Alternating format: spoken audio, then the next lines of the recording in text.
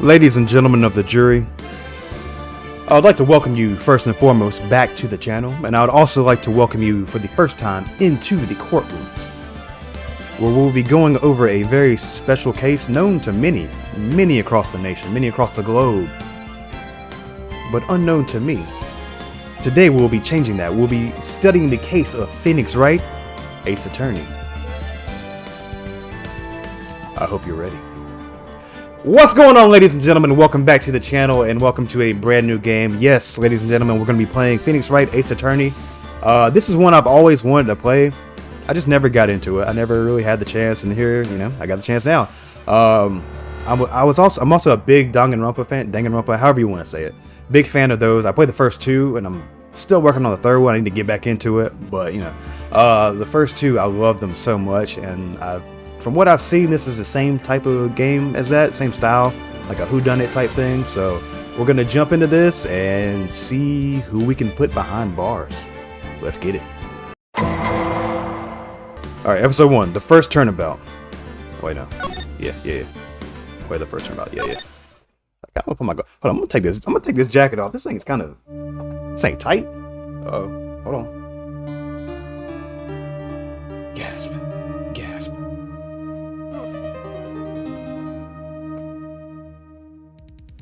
Uh-oh. What was this? Damn it. Why me? I can't get caught. Not like this. Who are you? I've got to find someone to pin this on. Someone like him. Uh-oh. I'll make it look like he did it.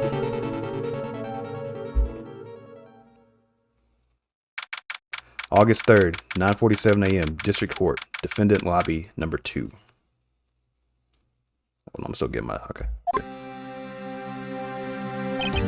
Boy, am I nervous. Right? Hey, yo, who's this? Oh, hiya, Chief. Whew. I'm glad I made it on time. Well, I have to say, Phoenix, I'm impressed. Not everyone takes on a murder trial right off the bat like this. It says a lot about you, and your client as well. Thanks. Actually, it's because I owe him a favor. A favor? You mean you knew the defendant before this case? Yes. Actually, I kind of owe my current job to him, He's one of the reasons I became an attorney. Well, that's news to me. I want to help him out any way I can. I just really want to help him. I owe him that much. It's over. My life, everything, it's all over. Is that your client screaming over there? Yeah, it's him. Death, despair. Oh! Yeah, this sounds just like Danganronpa, talking about some despair. I'm gonna do it. I'm gonna die! It sounds like he wants to die. Yeah. Butts. Nick! Hey there, Larry. Dude, I'm so guilty. Tell them I'm guilty. Give me the death sentence. I ain't afraid to die. What? What's wrong, Larry? Oh, it's all over. I'm finished. Finished! I hope I'm not too loud for y'all. I probably am. I'm sorry. I can't live in a world without her. I can't! Who took her away from me, Nick? Who did this? Oh, Nick, you gotta tell me. Who took my baby away? The person responsible for your girlfriend's death. The newspapers say it was you.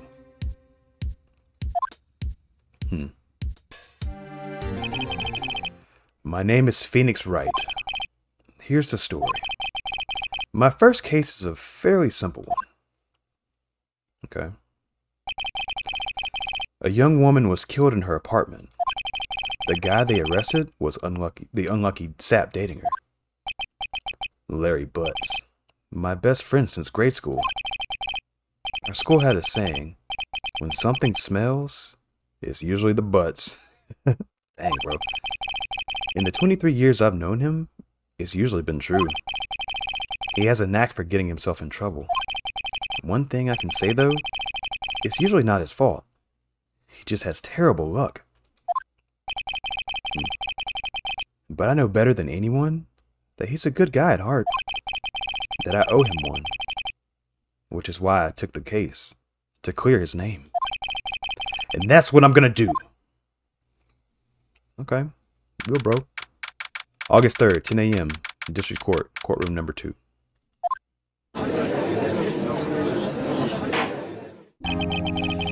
Court is now in session for the trial of Mr. Larry Butts. The prosecution is ready, Your Honor. The, defense is ready, Your Honor.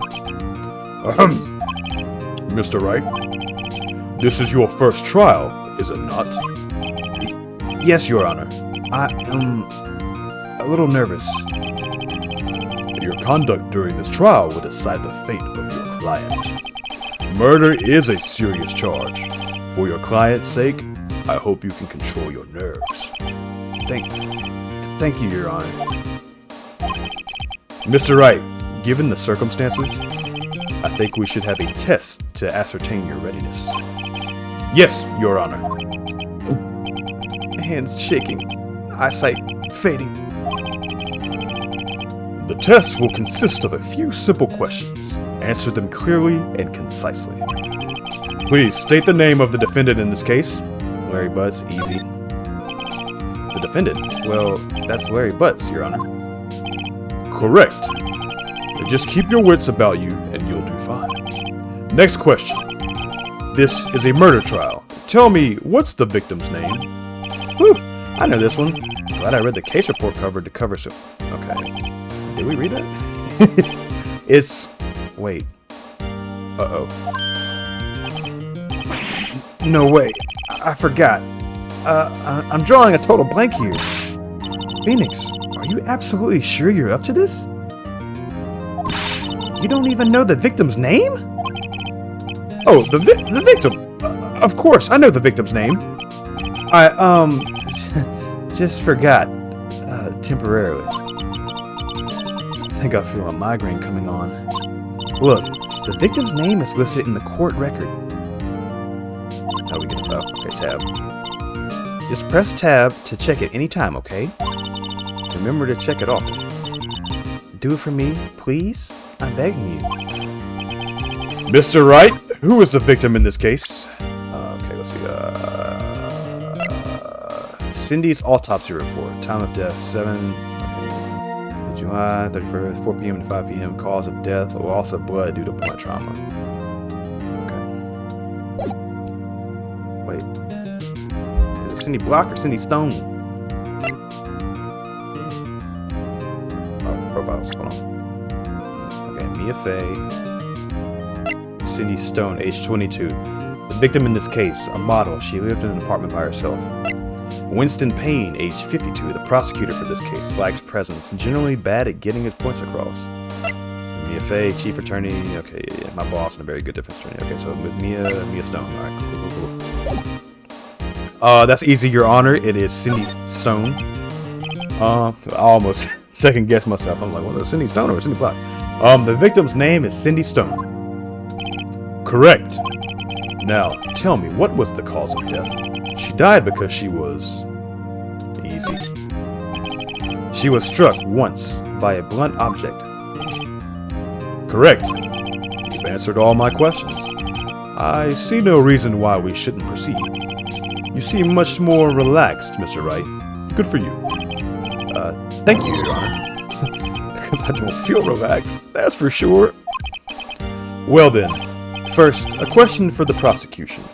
Mr. Payne? Yes, Your Honor. As Mr. Wright just told us, the victim was struck with a blunt object. Would you explain to the court just what that object was? The murder weapon was the statue of the thinker. It was found lying on the floor next to the victim. I see. The court accepts it into evidence. Statue added into the court record, okay. A statue in the shape of the thinker is rather heavy. Right. Be sure to pay attention to any evidence added during the trial. That evidence is the only ammunition you have in court. Use tab to check the court record frequently. Mr. Payne, the prosecution may call as first witness. The prosecution calls the defendant, Mr. Butts, to the stand. Chief, what do I do now? Oh, that was me, sorry. Pay attention. You don't want to miss any information that might help your client's case. You'll get your chance to respond to the prosecution later, so be ready. Let's just hope he doesn't say anything unfortunate. Uh-oh. Larry gets excited easily. This could be bad. Ahem.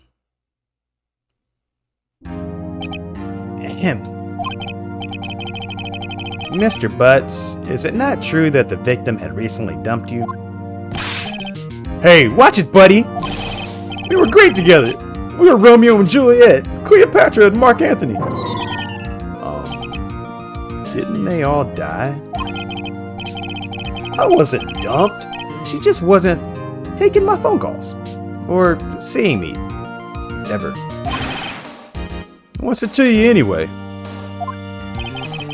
Mr. Butts, what you describe is generally what we mean by dumped. In fact, she had completely abandoned you and was seeing other men. She had just returned from overseas with one of them the day before the murder. What do you mean, one of them? Lies! All of it lies! I don't believe a word of it! Your Honor, the victim's passport, according to this, she was in Paris until the day before she died. The victim apparently arrived home from Paris on 7:30, the day before the murder. Okay. Indeed, she appears to have returned the day before the murder. Dude, no way. The victim was a model, but did not have a large income. It appears that she had several sugar daddies. Daddies? Sugar? Yes, older men who gave her money and gifts. She took their money and used it to support her lifestyle. Dude, we can clearly see what kind of woman this Miss Stone was.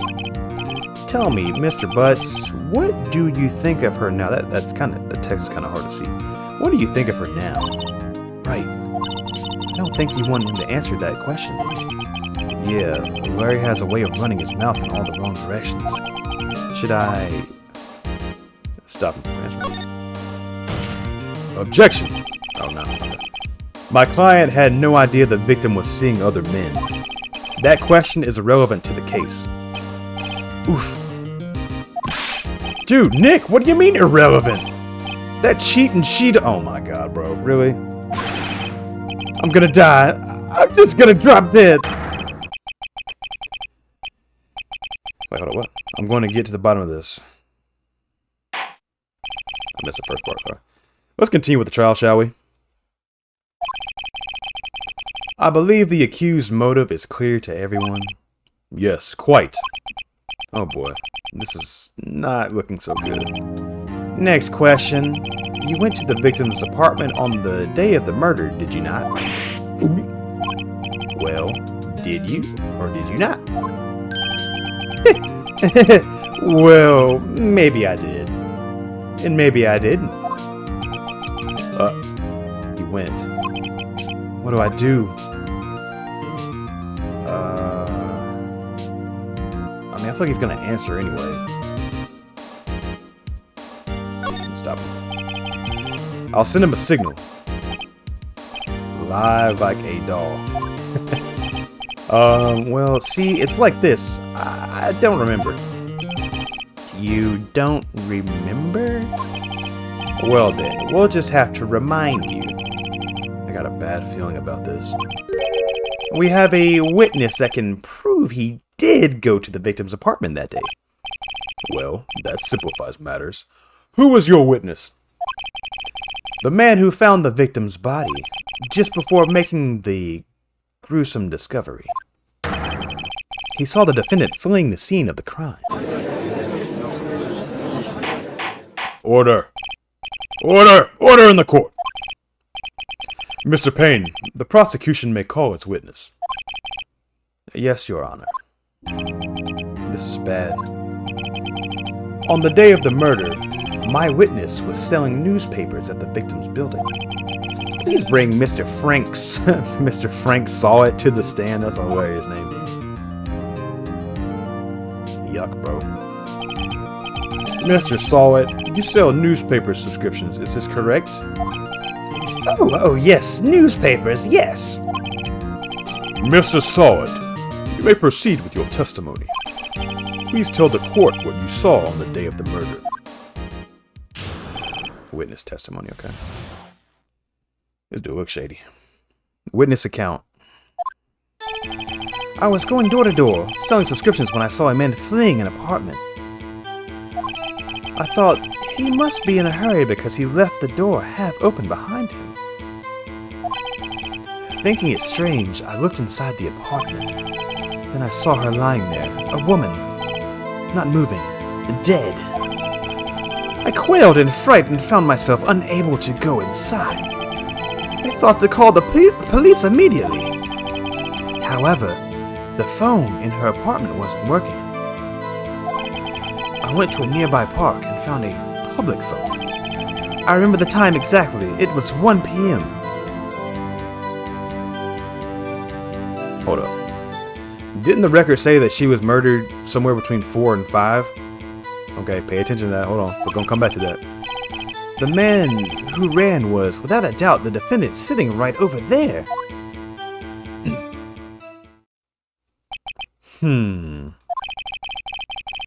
Larry, why didn't you tell the truth? I can't defend you against a testimony like that. Incidentally, why wasn't the phone in the victim's apartment working? Your Honor, at the time of the murder, there was a blackout in the building.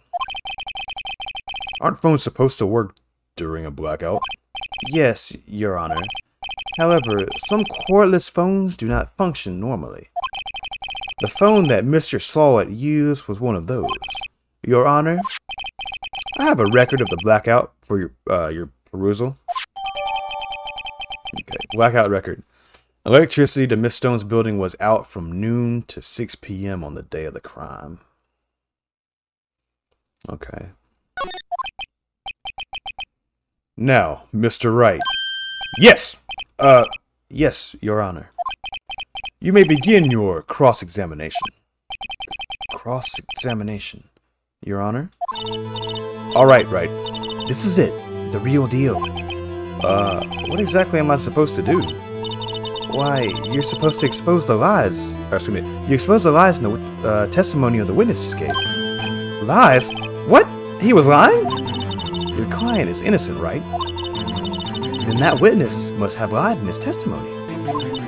Or is your client really guilty? I wonder if I'm ever gonna... Well, never mind. How do I prove he's not? You hold the key. It's in the evidence. Compare the witness's testimony to the evidence at hand. There's bound to be a contradiction in there. First, find contradictions between the court record and the witness's testimony. Then, once you found the contradiction evidence, present it and rub it in the witness's face. Okay. Open the court records with tab, then point out contradictions in the testimony. Easy, easy, easy. We got this. Alright, cross-examination. Witness's account. I was going door to door, selling subscriptions when I saw a man fleeing the apartment. Let's see. Yeah, see, they said time of death, 7:31, 4 p.m. to 5 p.m. He said he saw it at 1 p.m. So that's one of the main things. Cause of death, loss of blood to blood trauma. Let's see what... Actually, no, let me present.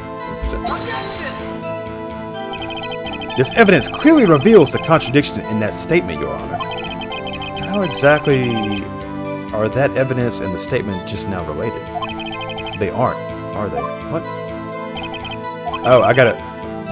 Oh, I see the meter burning. So this is definitely like Danganronpa. Please state the facts over. Okay, yeah. I just gotta think it. I gotta call that out in the right moment. Yeah, must be in there. Yeah. Looked in the apartment, then I saw her lying there, a woman. I moved in, dead. I called in a fright and found myself unable to go inside. Felt to call the police immediately. However, the phone in her apartment wasn't working. I went to a nearby park and found a book phone. I remember the time exactly was 1 p.m. There we go. There it is. There it is. There it is. Stop the cap. Stop the cap. Stop the cap. You found the body at 1 p.m. You're sure? Yes. It was 1 p.m. for certain. Frankly, I find that hard to believe. Your statement directly contradicts the autopsy report. The autopsy notes the time of death as sometime after 4 p.m. There was nobody to find at 1 p.m. How do you explain this 3-hour gap? Yeah, go ahead and sweat, bro. Mr. Sawit.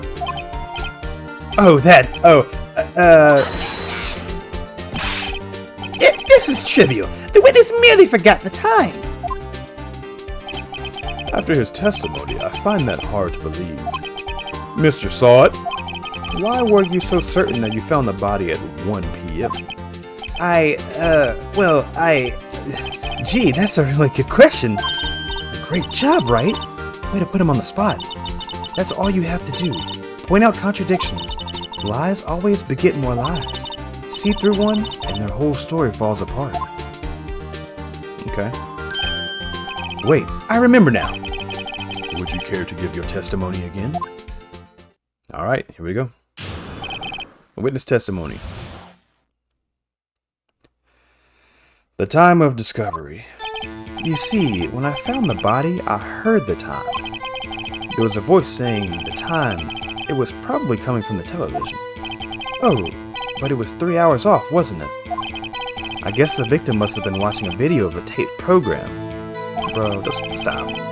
That's why I thought it was 1 p.m. The power is out, wasn't it? There you go. There you go.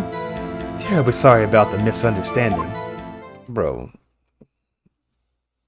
Even the judge gotta know that by now. I see. You heard a voice saying the time on a tape program. Mr. Wright, you may cross-examine the witness. Bro, get this bozo out of here, bro. Get this bozo out of here. You know what to do. I've got this one.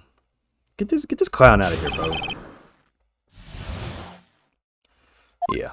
When I found the body, I heard the time. There was a voice saying the time. It was probably coming from the television. Stop. Stop, bro. Stop, bro. Objection! Hold it right there. The prosecution has said there was a blackout at the time of the discovery.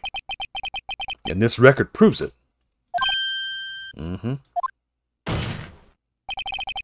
You couldn't have heard a television or a video.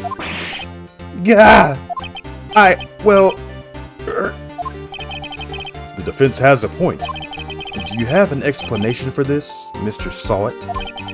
No, I find it quite puzzling myself. Quite. Wait, I remember now. Mr. Sawit, the court would prefer to hear an accurate testimony from the very beginning. These constant corrections are harming your credibility. That, and you seem rather distraught. My apologies, Your Honor. It must have been the shock of finding the body. Very well, Mr. Sawit. Let's hear your testimony once more, please. Hearing the time. Actually, I didn't hear the time. I saw it. There was a table clock in the apartment, wasn't there? Yeah, the murder weapon. The killer used it to hit the victim. That must have been what I saw. Bro, what? We know it's a statue, dude. You saw a clock. I guess that would explain it. The defense may cross-examine the witness. Gladly. Okay. Actually, I didn't hear the time. I saw it. There was a table clock in the apartment, wasn't there? Yeah, the murder weapon. The killer used it to... Okay. Objection! Wait just a moment. Is there a way to, like, hide the... No. Okay. Because I'm trying to get them screenshots. You already know. Them thumbnails. The murder weapon wasn't a clock. It was a statue. Now, how is this supposed to be a clock? What? You with your objections and your evidence? Just who do you think you are? Just answer the question, Mr. Sawit. Hey, I saw it there, okay? That's a clock. Your Honor, if I may. Yes, Mr. Payne? As the witness stated, this statue is indeed the clock. The neck is a switch. You just tilt it and it says the time out loud. As it doesn't look like a clock, I submitted it as a statue. My apologies. I see. So the murder weapon was a table clock after all. Well, Mr. Wright, it appears that the witness' testimony was correct. This is a clock. Do you have any problems with this testimony now? Yeah? Your Honor, there is a gaping hole in the witness's testimony. The only way he could have known the weapon was a clock is to hold it in his hand. Yet the witness testified that he never entered the apartment. Clearly a contradiction. Indeed. The witness knew it was a clock because he... Should I go with went in the apartment or knew the victim?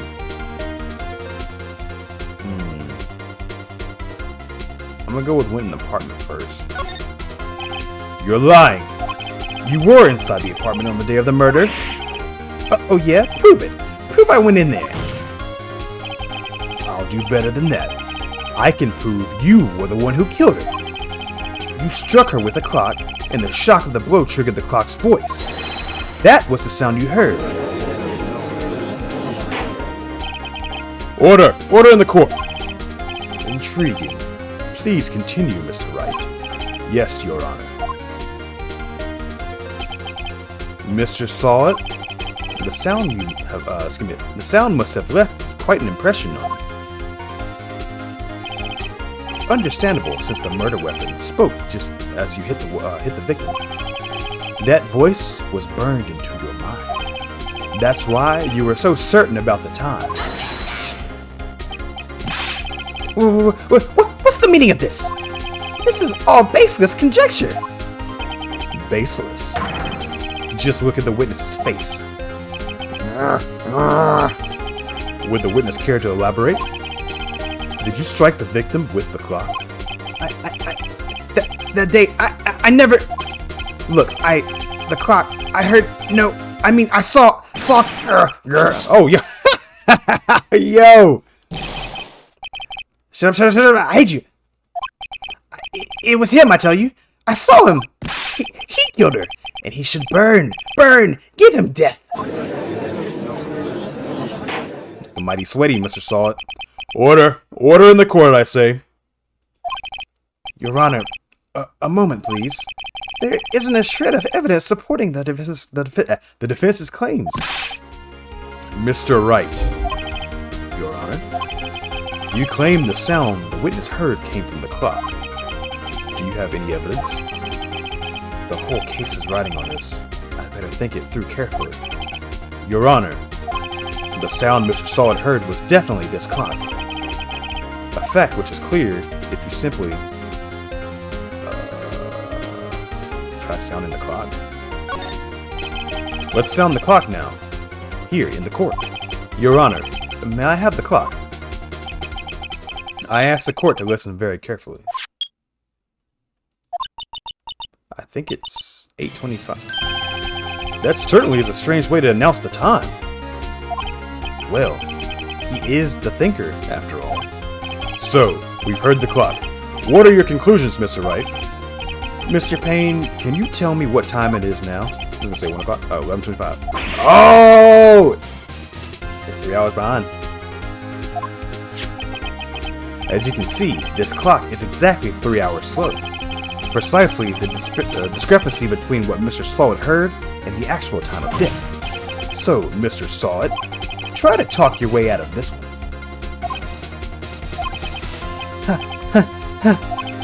You forgot one thing. Uh-oh. What's he talking about now? While it may seem like that clock is running 3 hours slow, it proves nothing. How do you know if it was running 3 hours slow on the day of the murder? If you can't prove that, you don't have a case. That's right. How am I going to prove that?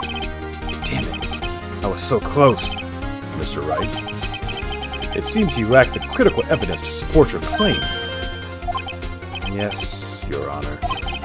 This means I cannot and let you indict the witness. Unfortunately,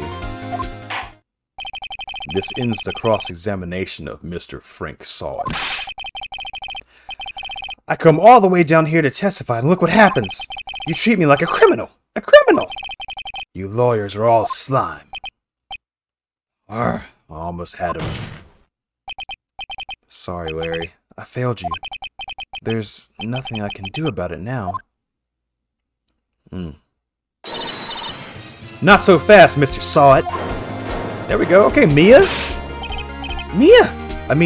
Chief. Listen up, Wright. Don't throw this one away. Not like this. Think. But Chief, it's over. I can't prove the clock was slow the day of the murder. Nobody can prove that. Well, yes. But that doesn't mean you can't still win. Try thinking out of the box. Don't waste time doubting the facts. Assume the clock was 3 hours slow and think through it. Ask yourself, why was the clock 3 hours slow? Figure out the reason and you'll have your proof. Right? Right? Can you think of a reason as to why the clock would be 3 hours slow? Yeah, sure. The batteries died? Wait! Maybe I can prove it. Or she... Maybe it's because they got it. Well, they said they went to France or Paris or wherever. They were out of the country. So maybe they got the clock there, and there was a 3-hour time difference, and she hadn't changed it yet. Okay, we're thinking, y'all. We're thinking. You must have evidence somewhere that can prove it, right? Or prove it right. Find it and let them have it. Well, Mr. Wright, you say the clock was already running slow on the day of the murder. You found evidence to support this claim? Of course.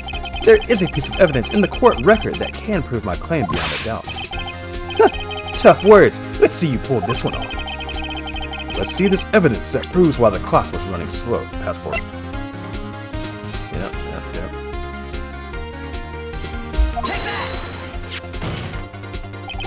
The victim had just returned home from abroad the day before the murder. As we all know, the time difference between here and Paris is 9 hours. When it's 4 p.m. here, it's 1 a.m. the next day there. The clock wasn't 3 hours slow, it was 9 hours fast, okay? The victim hadn't reset her clock since returning home. That's why the time you heard when you struck her dead in their apartment was wrong. Okay? This is heat, y'all, this is heat! Proof enough for you, Mr. Sawit. Or should I say, Mr. Did It.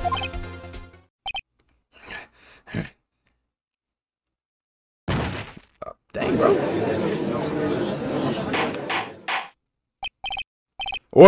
Order, I say.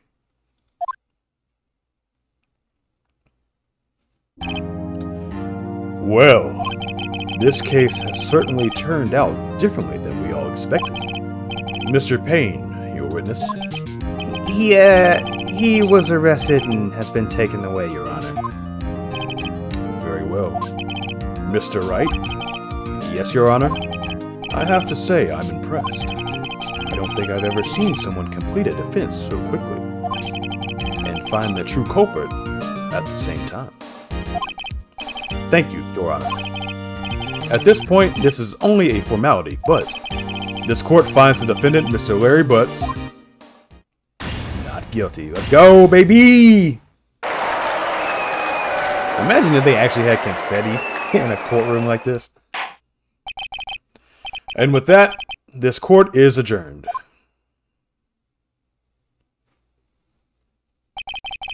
It turns out that Frank Sawit was a common burglar. He posed as a newspaper salesman to check and see when people weren't out of the house. That day, when Larry went to her apartment, the victim wasn't home. After he left, Mr. Sawit let himself in to do his dirty work. While he was searching her place, the victim returned. Flustered, Mr. Sawit grabbed the nearest blunt object he could find.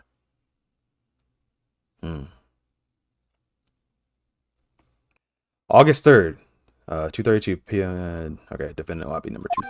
Y'all see my mouse? Yeah, okay. Whew, I still can't believe I won. Right, good job in there. Congratulations. Thanks, Chief. Yeah, kinda, I don't know.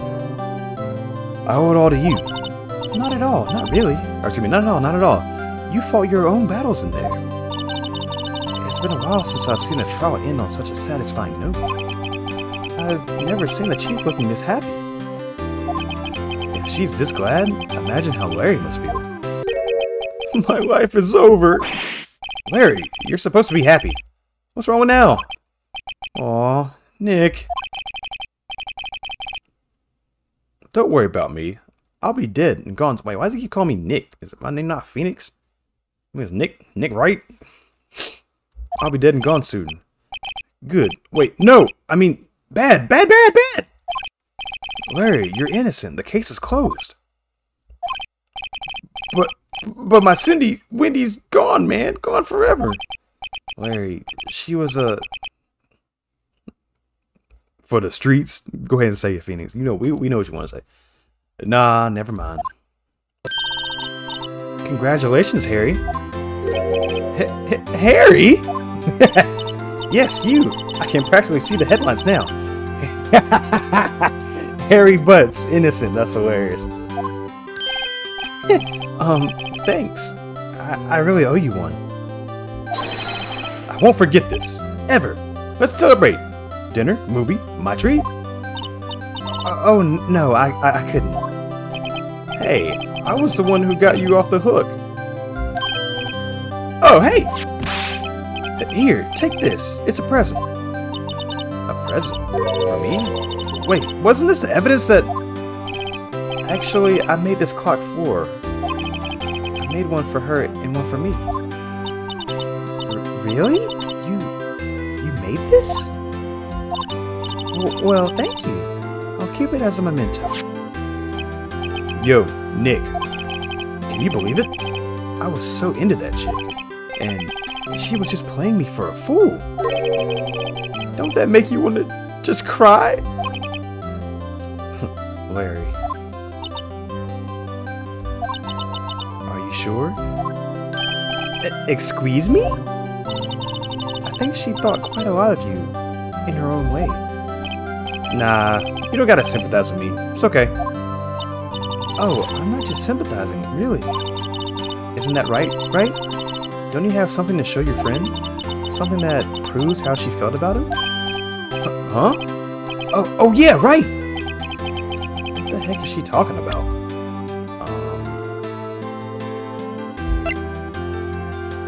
I have nothing to give him.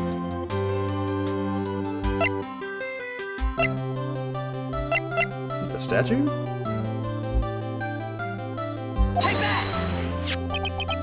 Check this out, Larry. Proof positive you weren't just some chump to her. Huh? What about that clock? This is the clock you made for her, Larry. And she took it with her when she traveled. Oh, wow. Okay. Whatever. She probably just needed a clock. That's all. You think so? It's a pretty heavy clock to take traveling. Well, make of it what you will. Hey, Nick. I'm glad I asked you to be my lawyer. Really, I am. Thanks! Hope that made him feel a little better. Okay. Right? I hope you see the importance of evidence now. Also, hopefully you realize things change depending on how you look at them. People, too. We never really know if our clients are guilty or innocent. So that was one of my questions, if we're actually going to get some guilty people. We'll see. All we can do is believe in them. In order to believe in them, you have to believe in yourself. Right? Listen, learn, grow strong. Never let go of what you believe in. Never. Well, I think our work here is done. Shall we be off? Yeah, I guess so. Say, how about dinner? On me. We'll drink a toast to innocent butts. Yeah! Oh, speaking of Harry. You were saying part of why you became a lawyer was because of him? Yeah, part, at least. You'll have to tell me more about it sometime. Maybe over drinks? Okay, hey, we in there, y'all.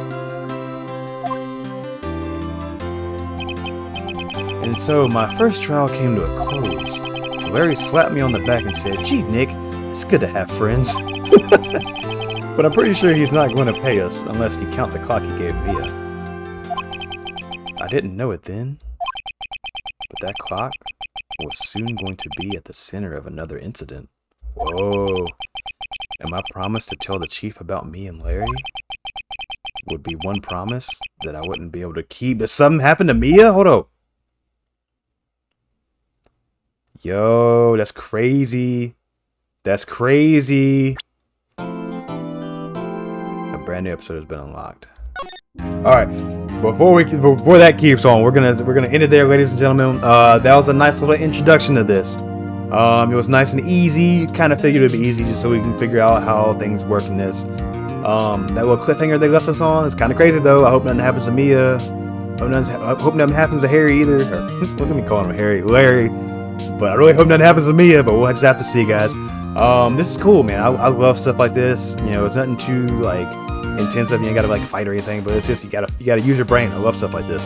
But yeah, I hope you guys enjoyed this. If you did, please remember to hit a like, subscribe if you haven't already, and I will catch you on the next one. Until next time, I'll talk to you later. Bye.